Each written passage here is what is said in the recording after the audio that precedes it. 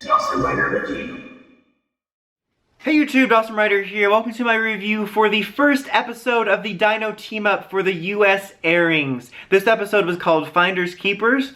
And what's funny about this episode is, obviously, if you're watching this, you might not have watched my international reviews since you were trying to wait for these ones. But when this first aired, it took me by surprise. Because at the time, we knew the Dino Team Up was happening, but we didn't know when exactly in terms of the episode count and stuff like that. So this episode, unexpectedly started the Dino Team Up, which was a nice surprise. However, the episode's called Finders Keepers. And we knew that Keeper was probably going to be in it, so basically, I'm the dumbest boy in school. But regardless, at the time, it was a nice surprise because I wasn't necessarily expecting this to turn into a multi-parter.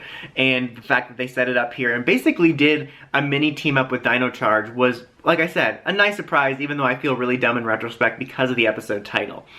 But I like the way this was structured for multiple reasons. Not only was it a nice surprise, but I really like that ever since it came back from hiatus, that there had been a through line of storylines. Like, going right from the Evox Mayor Daniels arc, through the Chaku arc, to now, other than those being separate storylines, there's also been a through line of connectivity through it with Ryjax and the Ranger Vault and all that stuff. So it felt like these were all connected. So it felt like we had been building to this in a weird way because they're going to Ryjax's ship, which is where they wind up running into Keeper, and again, jumping the gun on, arresting him or whatever, just like they did with Chaku. And then they find, the villain weapons, which was another nice little Easter egg nod, and the way they end up using them is pretty cool. But that was, just unexpected. Again, because I wasn't expecting to see Keeper in this episode. And then they did, some of the Go Busters team-up footage and stuff like that.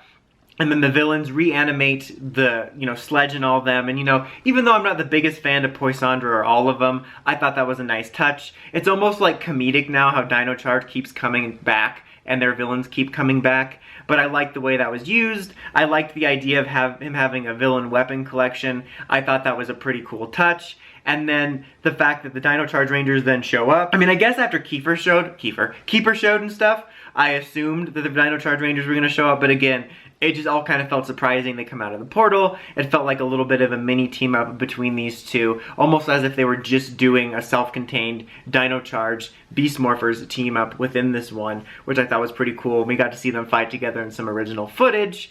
And then they leave at the end, which is kind of funny because Sledge and everyone was still alive. They escaped, but Sledge and all their villains were still revived. And then the Dino Charge Rangers were like, well, all the villains we spent 2 years defeating are back on your Earth.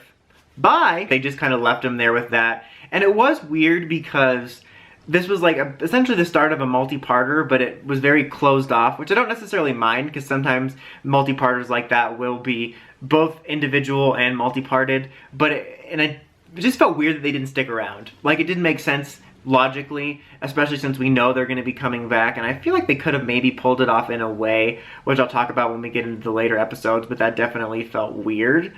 And this episode, side note before I forget, it was a nice touch that Tyler had one of those little dimensional doohickeys from Dimensions in Danger, and the portals look the same, so nice little connectivity touches there. But this was, not the most amazing episode ever. I wouldn't put it in my top team-up crossover episodes or anything like that, but I thought it was very enjoyable, very surprising episode of kind of a little mini Dino Charge Beast Morphers team-up, and the fact that it took me by surprise was also a nice touch, incorporating Ryjax, and the fact that he had a villain weapon collection was a cool way to bring back Sledge, and is going to be a cool way to set some stuff up later, and a cool addition to the idea of the Ranger Vault, almost like an evil version. Not like an evil version, just like another Ranger Vault like this one. So I thought this was a pretty enjoyable episode. I would give it an 8. But what did you guys think of the kickoff of the Dino Team Up? I'm curious for those of you that were waiting for the US airings and actually used Ted's Sensory Deprivator 5000 to avoid spoilers. Were you surprised that the team up started here? I guess you might have known, if people told that it was a 3-parter, that it would have been here. But I'm just kind of curious if anybody was taken by surprise from this episode 2 besides me not noticing that the title was Finders Keepers. But anyway guys, that's about it for this one. Until next time, like, comment, subscribe, and climb the steps, and ring that bell so you can get notifications for my videos. Dawson Rider, signing out.